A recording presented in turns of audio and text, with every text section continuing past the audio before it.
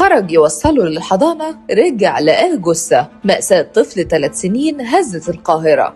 في واحدة من أكتر الوقائع الموجعة اللي هزت القاهرة خلال الساعات الأخيرة، طفل عمره 3 سنين فقد حياته بطريقة مأساوية بعد ما والده نسيه داخل العربية لساعات طويلة. وبحسب التفاصيل المتداولة، الأب كان خارج الصبح ومع ابنه عشان يوصله للحضانة قبل ما يروح شغله، لكن وسط ضغوط اليوم والانشغال نسي يقف عند الحضانة وكمل طريقه بشكل طبيعي لحد مقر عمله في منطقة التجمع الخامس. بعد ما وصل ركن عربيته ونزل للشغل من غير ما ينتبه إن ابنه لسه موجود في المقعد الخلفي. وساعات طويلة مرت والطفل الصغير كان محبوس داخل السيارة المغلقة في ظل درجات الحرارة المرتفعة جدا. ومع نهاية يوم العمل رجع الأب لعربيته، وهناك كانت الصدمة. اكتشف إن طفله فارق الحياة داخل السيارة بعد تعرضه للاختناق وتأثير الحرارة الشديدة.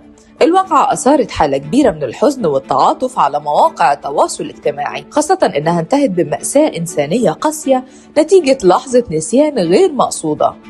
وبتباشر جهات التحقيق المختصة التحقيقات لكشف جميع ملابسات الواقعة واتخاذ الإجراءات القانونية اللازمة. رحم الله الطفل وألهم أسرته الصبر والسلوان.